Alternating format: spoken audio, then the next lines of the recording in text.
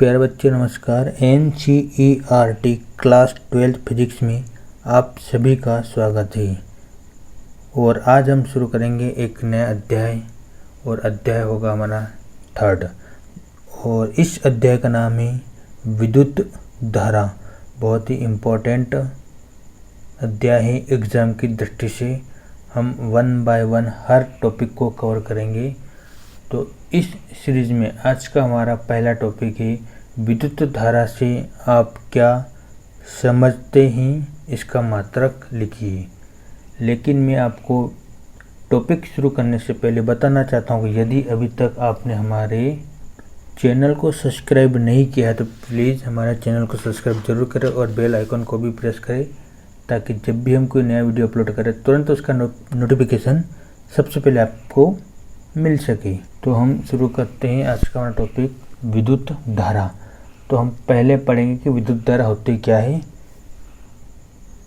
विद्युत धारा, तो यहाँ पर विद्युत धारा का संबंध होता है सीधे सीधे आवेश के प्रवाह से। ठीक है, विद्युत धारा का सीधे संबंध होता है आवेश के प्रवाह, यानी कि आवेश के प्रवाह को ही हम विद्युत धारा कहते हैं। अर्थात आवेश क्या होता है ये हम पिछले चैप्टर में अच्छे से रीड आउट कर चुके हैं। तो हम अब बात करेंगे कि आवेश के प्रकार, और हम ये भी पढ़ चुके हैं कि आवेश 2 प्रकार के होते हैं। नंबर 1 होता है धन आवेश और नंबर 2 होता है ऋण आवेश। जो धन आवेश होता है, यदि जिसमें इलेक्ट्रॉनों की कमी होती है, इलेक्ट्रॉनों की कमी के कारण उत्पन्न आवेश धन आवेश होता है, और इलेक्ट्रॉनों की वृद्धि के कारण उत्पन्न आवेश को हम ऋण आवेश कहते हैं। ये भी हम पिछले चैप्टर में पढ़ चुके हैं। अर्थात प्रोटॉनों के ऊपर जो प्लस आवेश होता है वो धन आवेश कहलाता है, तथा इलेक्ट्रॉनों के ऊपर जो माइनस आवेश होता है वह ऋण आवेश कहलाता है। तो ये हमने बात की थी आवेश के बारे में, जो हम पिछले चैप्टर में पढ़ चुके हैं। हाँ, हम मान लेते हैं कि एक चालक पदार्थ है।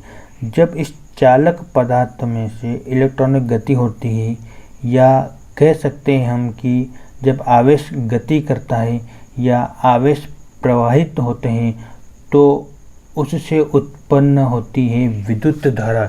यानी कि फाइनली हम यह बोल सकते हैं कि आवेश के प्रवाह को ही हम विद्युत धारा कहते हैं। अर्थात विद्युत धारा का सीधा संबंध होता है आवेश के चलने से या आवेश के प्रवाह से।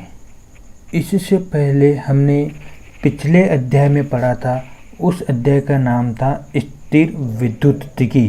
अर्थात स्थिर विद्युतिकी से नाम से पता चलता है कि वहाँ पर विद्युत स्थिर था, अर्थात रुका हुआ, वहाँ पर आवेश रुका हुआ था।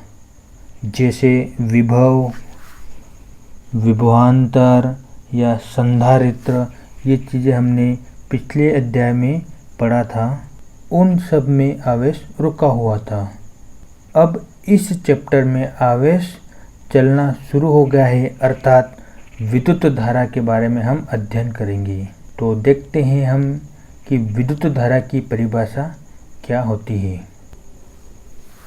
चालक के किसी बिंदु से एकांक समय, अर्थात कोष्ठक में हमने लिखा 1s, एकांक समय में गुजरने वाला आवेश को विद्युत धारा कहते हैं, और इसे कैपिटल I से प्रदर्शित करते हैं,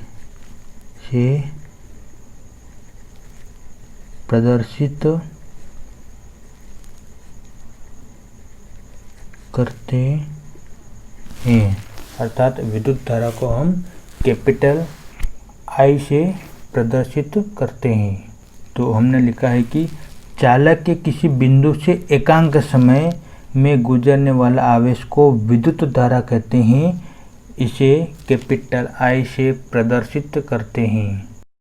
यहाँ हम विद्युत धारा को और अच्छे से समझने का प्रयास करेंगे। तो यहाँ हम मान लेते हैं कि हमारे पास एक चालक है। ठीक है, हमने क्या माना है कि हमारे पास एक चालक है और इस चालक के ऊपर कहीं एक बिंदु है।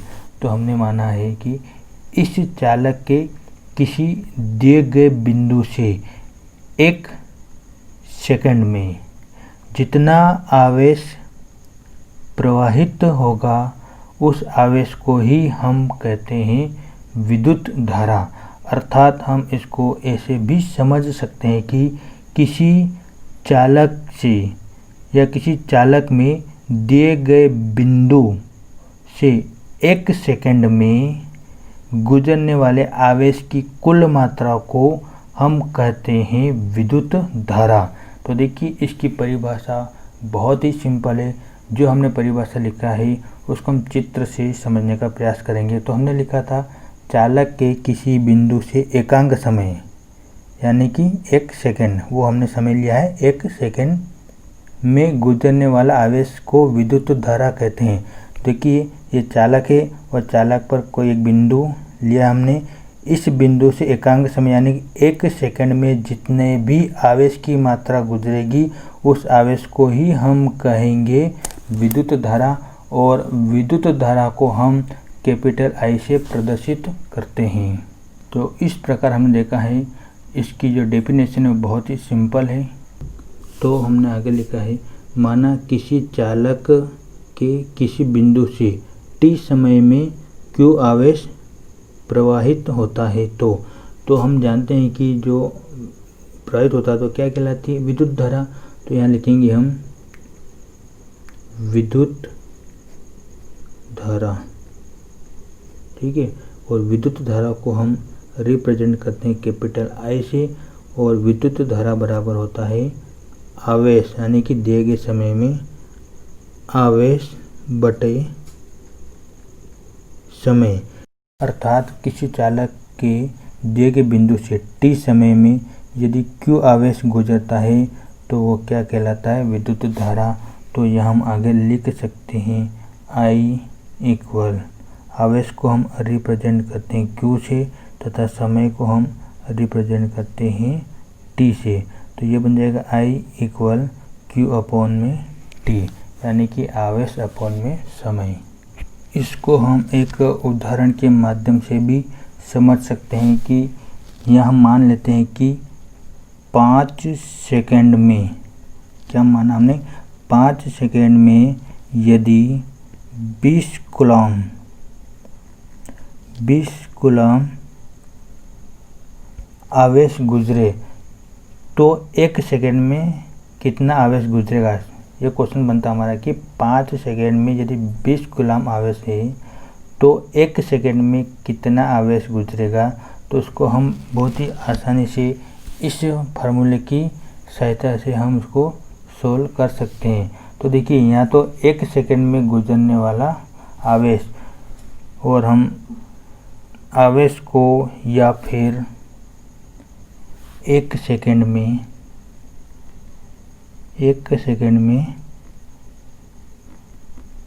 गुजरने वाला, यहाँ हम विद्युत धारा को एक उदाहरण के माध्यम से भी समझने का प्रयास करेंगे कि जैसे यहाँ हम मान लेते हैं कि 5 सेकंड में 20 कूलम, क्या लिखा हमने 5 सेकंड में 20 कूलम आवेश गुजरता है, ठीक है। यदि 5 सेकंड में 20 कूलम आवेश गुजरता है तो 1 सेकंड में कितना आवेश गुजरेगा, ठीक है। 1 सेकंड में कितना आवेश गुजरेगा। तो इसको हम बहुत ही आसानी से इस फार्मूले की सहायता से हम सोल्व कर सकते हैं यहाँ पर। तो 1 सेकंड में गुजरेगा कुल आवेश कितना हमारे पास 20 तथा समय कितना है 5। और यदि इसको हम क्रॉस कर देंगे तो ये 4 बाद में क्रॉस होगा तो बराबर है हमारे पास आंसर आएगा 4। और जो धारा होती है उसका मात्रक होता है एम्पियर। तो 1 सेकंड में कितना आवेश गुजरेगा 4 एम्पियर। अब हम देखेंगे विद्युत धारा का मात्रक, ठीक है। क्या विद्युत धारा का मात्रक। तो विद्युत धारा का जो एसआई मात्रक है उसके बारे में हम बात करेंगे। तो देखिए एसआई पद्धति में मात्रक, और हमने जस्ट अभी पढ़ा है कि विद्युत धारा जो होती है उसको हमने रिप्रेजेंट किया था Q अपॉन में T, और Q जो होता है आवेश, Q को हम रिप्रेजेंट करते हैं आवेश से, और T को हम रिप्रेजेंट करते हैं समय से। तो देखिए आवेश के बटे में समय, और आवेश के बटे में समय है, इसको हम लिख सकते हैं एम्पियर, ठीक है। तो यहाँ से हमने निकाला है मात्रक कि विद्युत धारा का ऐसे पद्धति में मात्रक होता है एम्पियर, और इसको हम कैपिटल ए से भी रिप्रेजेंट कर सकते हैं। तो यहाँ हम फाइनली इसको लिख देंगे, विद्युत धारा का एसआई मात्रक एम्पियर है, यह एम्पियर होता है। तो आज का हमारा जो ये टॉपिक था विद्युत धारा क्या है, इसे आप क्या समझते हैं, और इसका मात्रक लिखी। तो इसको आज हमने डिटेल में समझा है विद्युत धारा, और इसकी सिंपल सी परिभाषा होती है ये भी हमने देखा, और इसका मात्रक क्या होता है ये भी हमने देखा। बहुत ही सिंपल है, आप इसको अच्छे से रीड करिएगा। जय हिंद, जय भारत।